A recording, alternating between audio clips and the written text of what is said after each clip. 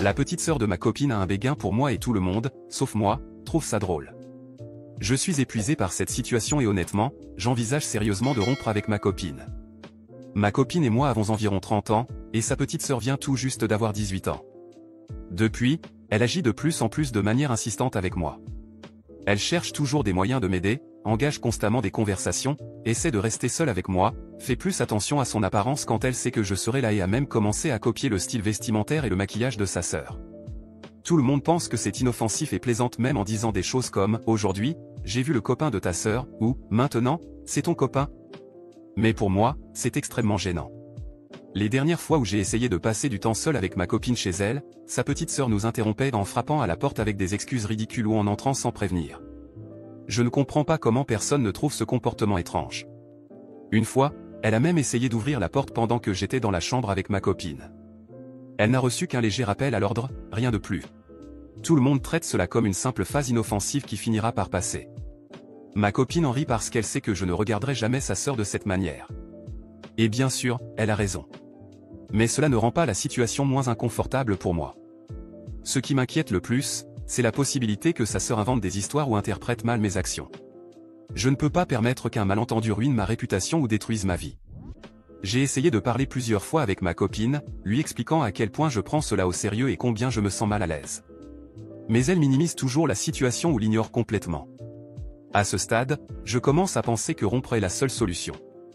Après cette dernière conversation avec Marina au sujet de sa sœur, je pensais vraiment que les choses allaient changer. Je croyais qu'elle comprendrait enfin à quel point cette situation était sérieuse et qu'elle parlerait à sa sœur. Après tout, elle savait que je ne ferais jamais rien d'inapproprié, mais cela ne rendait pas la situation moins dérangeante. J'avais tort. Rien n'a changé. En fait, les choses ont empiré. Le week-end suivant, Marina m'a invité à dîner chez elle avec sa famille. Il y avait quelque chose dans cette invitation qui me rendait hésitant, mais j'ai accepté. En arrivant, j'ai remarqué que sa sœur, Camille, était encore plus apprêtée que d'habitude. Elle portait une robe qui semblait coûteuse, son maquillage était parfaitement réalisé et ses cheveux soigneusement coiffés.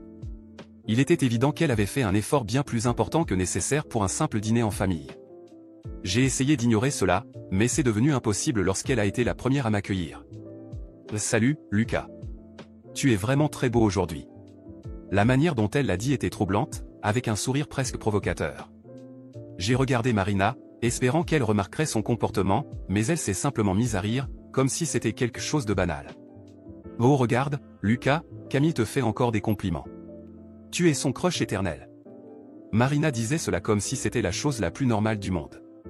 Toute la table a ri, et je suis resté figé, essayant de comprendre pourquoi personne ne trouvait ça étrange. C'était comme si ma présence était devenue un spectacle pour Camille, et toute la famille regardait la scène comme s'il s'agissait d'une comédie. Pendant le dîner, Camille a insisté pour s'asseoir à côté de moi. Chaque fois que je disais quelque chose, même sans importance, elle réagissait de manière exagérée, riant fort ou approuvant avec enthousiasme. À un moment, elle a, accidentellement, fait tomber sa serviette au sol et a mis beaucoup trop de temps à la ramasser. C'était extrêmement gênant. J'ai jeté un regard à Marina, espérant qu'elle remarquerait le comportement de sa sœur, mais elle était absorbée par sa conversation avec sa mère. Le moment le plus dérangeant de la soirée est survenu lorsque j'ai aidé à débarrasser la table. Camille est entrée dans la cuisine et, pendant que je mettais les assiettes dans l'évier, elle s'est approchée de moi. « Mais tu sais que tu es le mec le plus beau que j'ai jamais vu, non ?» Ces mots étaient accompagnés d'un regard direct et confiant, quelque chose que je n'avais jamais vu chez elle auparavant. Je suis resté sans voix pendant un instant, puis j'ai répondu quelque chose comme « Merci, mais ce n'est pas approprié » et je me suis éloigné. Elle a simplement ri, comme si ma réponse faisait partie d'une plaisanterie. Quand nous sommes retournés dans le salon, elle a agi comme si de rien n'était. Et encore une fois, personne ne semblait remarquer quoi que ce soit. En quittant cette maison, j'ai commencé à réfléchir sérieusement à ce qui se passait. Cette fille venait d'avoir 18 ans, mais son comportement n'était pas celui d'une simple adolescente amoureuse. Elle testait les limites, et le fait que personne n'intervienne ne faisait que l'encourager davantage. Le lendemain, j'ai envoyé un message à Marina pour lui expliquer, encore une fois, à quel point cette situation me dérangeait. Sa réponse m'a frustré encore plus. « Mon amour, tu exagères. C'est juste une phase. Elle ne ferait jamais rien de sérieux. » C'est à ce moment-là que j'ai compris que Marina ne prendrait jamais cette situation au sérieux. Pour elle, tout cela n'était qu'une grande plaisanterie. Au fil des semaines, Camille a continué à se rapprocher de moi de manière de plus en plus audacieuse. Elle a commencé à apparaître dans les endroits où j'étais avec Marina, prétendant que c'était une coïncidence. Un jour, nous étions au centre commercial, et elle était là, par hasard, disant qu'elle faisait du shopping. Elle a fini par nous accompagner tout l'après-midi, monopolisant la conversation et faisant des commentaires qui me mettaient mal à l'aise. Toi et ma sœur formaient un joli couple, mais je pense qu'on irait mieux ensemble. Elle a dit cela sur un ton de plaisanterie, mais son regard disait le contraire. Marina a encore ri et a répondu. Oh arrête, Camille. Jamais il ne sortirait avec toi. Comme si cela réglait tout. Mais non, ça ne faisait qu'empirer les choses. La situation a atteint son paroxysme un après-midi où je suis allé chercher Marina chez elle, et c'est Camille qui m'a ouvert la porte. Elle était seule, ce qui m'a immédiatement mis mal à l'aise. Pendant que nous attendions que Marina termine de se préparer, Camille s'est assise à côté de moi sur le canapé et a commencé à discuter. Au début, cela semblait anodin, mais très vite, le ton a changé. Tu sais, si toi et ma sœur vous séparez, je suis là. Je pense qu'on irait mieux ensemble. Elle n'était pas en train de plaisanter. Son ton était sérieux. Je me suis levé immédiatement en disant que j'allais attendre dans la voiture. Elle a lâché un petit rire et a dit. Waouh, tu es si sérieux. Détends-toi, c'était juste une blague. Mais ça n'en avait pas l'air. J'ai raconté à Marina ce qui s'était passé, mais, comme toujours, elle a minimisé la situation. Tu dois arrêter de prendre ça autant au sérieux. Elle s'amuse, c'est tout. Tu crois vraiment qu'elle ressent quelque chose pour toi? C'est juste une gamine. Cela m'a mis en colère. Comment pouvait-elle être aussi aveugle? Depuis ce jour, j'ai commencé à éviter d'aller chez elle. Chaque fois que Marina me proposait d'y aller, je trouvais des excuses. Mais cela a commencé à créer des tensions entre nous. Pourquoi tu ne veux jamais voir ma famille? Ça devient lourd. Je savais que lui expliquer à nouveau serait inutile, alors je disais simplement que j'étais fatigué ou occupé. Maintenant, je suis coincé dans un dilemme. J'aime Marina, mais cette situation me détruit. Camille devient de plus en plus audacieuse et Marina semble incapable de prendre cela au sérieux.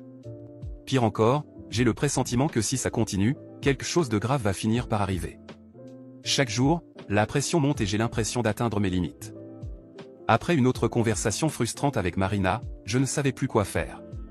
Peu importe combien de fois j'essayais de lui expliquer à quel point le comportement de Camille me mettait mal à l'aise, Marina minimisait toujours la situation. Pour elle, ce n'était qu'une phase, une simple plaisanterie. Mais ce n'était pas le cas. Camille devenait de plus en plus provocante, plus sûre d'elle. Je me sentais piégé dans une situation qui empirait chaque jour. J'avais besoin d'un conseil. Quelqu'un qui pourrait me dire si j'exagérais ou si la situation était aussi grave que je le pensais. Alors, j'ai décidé de parler à André, mon meilleur ami. S'il y avait bien quelqu'un qui pouvait me donner un avis honnête, c'était lui. Nous nous sommes retrouvés dans un bar calme que nous fréquentions souvent. Dès que André m'a vu, il a compris que quelque chose n'allait pas. Mec, t'as une sale tête. Qu'est-ce qui se passe? M'a-t-il demandé, inquiet. J'ai poussé un long soupir avant de lui raconter tout. Les commentaires ambigus de Camille, la façon dont elle s'habillait de manière provocante quand j'étais là, le moment où elle avait essayé d'ouvrir la porte pendant que j'étais avec Marina. Je lui ai parlé du fait que Marina refusait de prendre la situation au sérieux, comme si c'était juste un jeu. André est resté silencieux, son visage de plus en plus grave. Il a bu une gorgée de sa bière et s'est penché vers moi. Mec, c'est sérieux.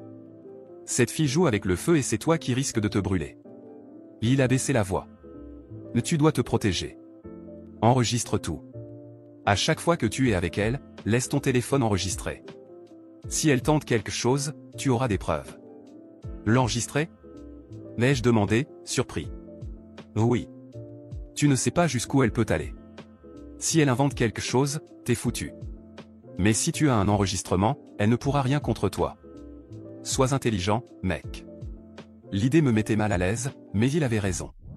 Si Camille franchissait la limite, je devais être prêt. Le lendemain, j'ai configuré mon téléphone pour qu'il enregistre automatiquement le son. Je l'ai mis dans ma poche arrière, le micro dégagé. Je ne pouvais pas prendre de risque. Ce même après-midi, j'ai reçu un message de Camille. Salut, Lucas. Tu pourrais m'aider avec quelque chose? J'ai acheté un grand miroir et j'ai besoin d'aide pour l'accrocher dans ma chambre. Il est lourd et je ne veux pas déranger Marina, elle est occupée. Un frisson m'a parcouru le dos. C'était trop évident. Mais refuser pouvait être risqué. Si elle se vexait, elle pourrait commencer à inventer des choses. J'ai pris une grande inspiration et répondu. Je passe plus tard. Avant de partir, j'ai lancé l'enregistrement. Je ne savais pas à quoi m'attendre, mais je n'allais pas baisser ma garde. Quand je suis arrivé, Camille a ouvert la porte. Elle portait un peignoir en satin qui laissait entrevoir beaucoup trop de peau. Marina est sortie faire des courses. Ça ne prendra que quelques minutes, dit-elle avec un sourire qui me mettait mal à l'aise. Où est le miroir? L'ai-je demandé, gardant mes distances. Dans ma chambre. Viens, je vais te montrer. Je l'ai suivi à l'étage. En entrant dans sa chambre, j'ai vu le miroir appuyé contre le mur. Mais quelque chose n'allait pas. La pièce était faiblement éclairée, des bougies étaient allumées et il y avait une forte odeur de parfum. Le miroir était placé stratégiquement face au lit. « Tu veux que je le mette où » l'ai-je demandé, la gorge sèche. Juste là, près du lit, répondit-elle d'une voix douce, presque un murmure. Je commençais à mesurer le mur quand quelque chose dans le reflet du miroir attira mon attention. Je me suis figé. Dans le miroir, j'ai vu Camille desserrer lentement la ceinture de son peignoir. Celui-ci glissa de ses épaules et tomba au sol. En dessous, elle portait de la lingerie noire, ajustée, clairement choisie pour me provoquer. Elle savait exactement où je regardais. Elle voulait que je la voie. Je me suis immédiatement retourné. « Camille, qu'est-ce que tu fais ?» Elle a souri, mordillant sa lèvre. « Bon, allez, Lucas. Tu n'as pas besoin de faire semblant. Je sais que je te plais. Personne n'a besoin de savoir. Marina ne le saura jamais. » J'ai senti mon estomac se retourner. « Rhabille-toi maintenant. Ne refais jamais ça. » Mais elle n'a pas bougé. Elle a simplement continué de sourire. « Écoute, si tu ne veux pas, ce n'est pas grave. Mais, sa voix est devenue plus froide. Si tu ne me donnes pas ce que je veux, je dirai à tout le monde que tu as essayé de me toucher. Je le dirai à Marina, à tes amis. Et tu crois qu'ils vont croire qui? Moi ou toi? » Je suis resté figé. Ma respiration s'est accélérée. Elle me menaçait. Elle pensait qu'elle avait le contrôle. Mais ce qu'elle ne savait pas, c'est que j'avais tout enregistré. Chaque mot. Chaque menace. Sans dire un mot, j'ai quitté la pièce. Mon cœur battait si fort que j'avais du mal à respirer. Je suis monté dans ma voiture, j'ai verrouillé les portes et j'ai arrêté l'enregistrement. Mes mains tremblaient. J'ai appelé André. « Mec, ça s'est passé. » Elle l'a fait. Elle m'a menacé. Elle a dit qu'elle dirait à tout le monde que j'ai essayé de la toucher si je ne faisais pas ce qu'elle voulait. Silence au bout du fil. « Dis-moi que tu as tout enregistré. » Chaque seconde. « Bien. Garde ça précieusement. Et fais attention, Lucas. Ce n'est pas fini. » J'ai raccroché. Je savais qu'il avait raison. Ce n'était pas fini. Camille n'allait pas s'arrêter là. Maintenant, j'étais coincé. Si je montrais l'enregistrement à Marina, me croirait-elle? Ou penserait-elle que je manipulais la situation? Et si Camille prenait les devants et racontait que je la harcelais? J'avais des preuves. Mais j'avais aussi peur. Je savais qu'il allait se passer quelque chose de pire. Je n'avais jamais ressenti autant de colère et de frustration de toute ma vie. Après ce que Camille avait fait dans cette chambre, je savais que je devais mettre un terme à tout ça une bonne fois pour toutes. Je ne pouvais plus faire semblant que tout allait bien. Pas après cette menace. J'avais l'enregistrement entre mes mains. Des preuves claires, solides, irréfutables. Il était temps de confronter Marina avec la vérité. Elle devait savoir qui était vraiment sa sœur. J'ai attrapé mon téléphone, réécouté les enregistrements et je me suis préparé mentalement. Mon cœur battait à toute allure, mais j'étais déterminé. J'ai appelé Marina, mais elle n'a pas répondu. Je lui ai envoyé un message, on doit parler. Maintenant. En conduisant vers leur maison, je me répétais que tout allait enfin se terminer ici. Que je serais enfin libre de cette folie. Mais ce qui m'attendait dépassait tout ce que j'aurais pu imaginer. Dès que je me suis garé devant la maison, j'ai remarqué quelque chose d'étrange. Plusieurs voitures étaient garées dans la rue, certaines que je reconnaissais comme appartenant à la famille de Marina. Avant même que je puisse frapper à la porte, elle s'est ouverte violemment. Marina était là, les yeux gonflés et rouges d'avoir pleuré. Avant que je puisse dire un mot, elle m'a giflé avec force. « L'espèce de salaud !» cria-t-elle, les larmes coulant sur son visage. « Comment as-tu pu essayer d'attraper ma sœur ?» Je suis resté figé. J'ai regardé autour de moi et j'ai vu toute sa famille réunie dans le salon. Son père, sa mère, quelques oncles, et Camille, assise sur le canapé, la tête enfouie dans ses mains, faisant semblant de pleurer. « Qu'est-ce qui se passe ici ?» l'ai-je demandé, complètement perdu. « Comment oses-tu poser cette question ?» Le père de Marina s'est avancé. « Et Camille nous a tout raconté. Elle a dit que tu as essayé de la toucher. J'ai senti le sol se dérober sous mes pieds. Mes mains ont commencé à trembler, mais pas de peur. De rage. Quoi? L'ai-je crié, abasourdi. Vous croyez vraiment ça? Avant que quelqu'un ne puisse répondre, j'ai entendu des sirènes. La police était arrivée. 2 agents sont sortis de leur voiture et se sont approchés. Nous avons reçu un signalement pour tentative d'agression. Qui a passé l'appel? Demanda l'un des policiers.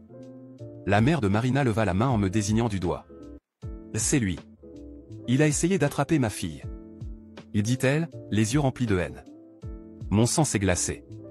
Mon corps tout entier tremblait. Vous êtes fou. Vais-je exploser? Vous allez vraiment croire à ce mensonge? Les policiers me regardèrent avec prudence. Monsieur, nous devons vous demander de nous suivre. J'ai éclaté de rire. Un rire amer, désespéré. Non. Pas avant que vous n'écoutiez ça. J'ai sorti mon téléphone avec des mains tremblantes. Vous voulez savoir la vérité? Écoutez. J'ai lancé l'enregistrement.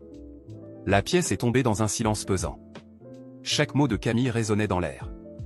Depuis les compliments forcés, les provocations, jusqu'à la menace finale, si tu ne veux pas de moi, je dirai à tout le monde que tu as essayé de m'attraper. Peu à peu, tous les regards se sont tournés vers Camille, qui était devenue livide, complètement paralysée. Le silence a été rompu par l'un des policiers. Mademoiselle, c'est très grave. Avez-vous quelque chose à dire? Camille ne répondit pas. Ses fausses larmes avaient disparu. Elle baissa simplement la tête. Marina était sous le choc. Elle tremblait, me regardait, puis regardait sa sœur, incapable de comprendre ce qu'elle venait d'entendre.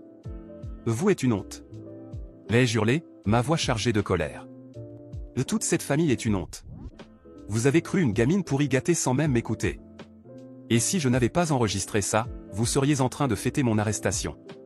J'aurais pu finir en prison, ou pire, mort. Le père de Marina était figé.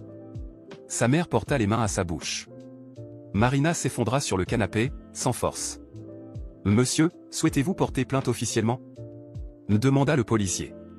J'ai regardé Camille, qui pleurait désormais pour de vrai. Non plus par manipulation, mais par peur. Oui. Je veux porter plainte.